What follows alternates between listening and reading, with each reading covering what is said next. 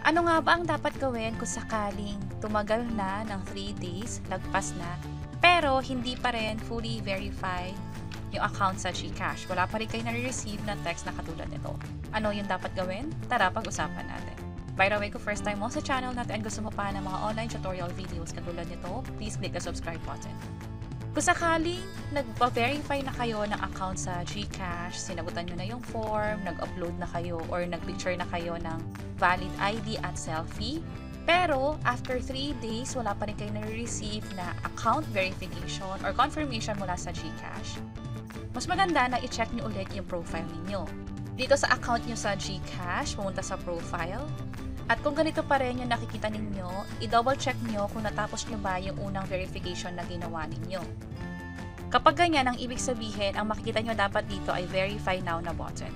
Ulitin nyo na lang ulit yung buong proseso, yung selfie, yung pag-upload ng ID. Also, may pagkakataon na baka kasi nagkaroon ng rejection or hindi in-approve ng GCash yung application ninyo.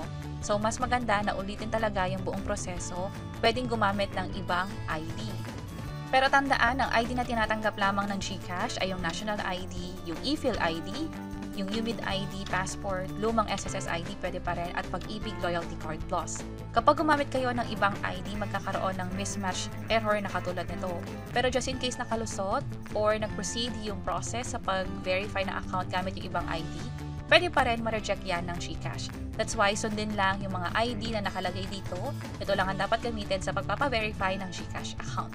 Also, yung mga information na ipoprovide natin during verification, katulad ng sa complete name natin dito, yung civil status, nationality, i-make sure din na tama. Baka kasi magkaroon ng hindi nag-match na info doon sa ID na pin-provide natin.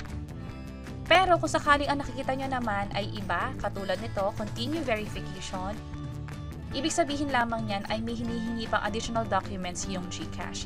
I-tap nyo lang yung continue verification dito para i-provide yung mga information or additional requirements na hinihingi nga ng GCash. At tandaan, dito sa pag-continue ng verification, kailangan itong i-submit within 10 days para makompleto yung verification or pag-upgrade.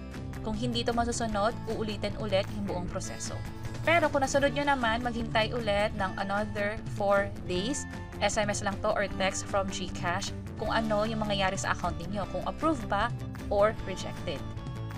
Pero, paano naman kung ganito pa rin yung nakikita ninyo? Walang verify now na button dito or walang continue verification, ano yung dapat gawin? Pag ganyan, mag-submit na ng form or i-report na ito sa GCash. Para makapag-report, merong form na pin-provide ang GCash kung saan pwede tayong mag-fill out nito. I-provide lang ang email address, yung full name nyo sa GCash, yung phone number ninyo, at yung account type na din. Date of last verification attempt, pwedeng beyond 3 days, pwedeng within 3 days. Halimbawa, beyond 3 days, i-provide dito yung screenshot ng error or issue na nakikita ninyo sa GCash at mag-provide na rin ng mga additional information. At sa pinakahuli, i-attach dito yung mga iba pang picture na pwedeng makatulong para mas mapabilis yung pagpapa-verify ng GCash account. Pag kinlik tong submit, maghintay lang ng notification or update from GCash kung ano pa yung mga kailangan nila or kung ma-approve ba or rejected yung account. So, yun yung mga pwedeng dahilan kung bakit hindi pa rin na-verify yung GCash after 3 days. Pwedeng hindi natapos or na-reject yung application or di naman kaya may additional requirements or kailangan talagang i-report online para mas ma-double check yung account niyo sa GCash.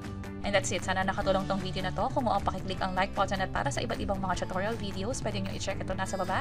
Sana makatulong and see you sa mga next videos. Bye-bye!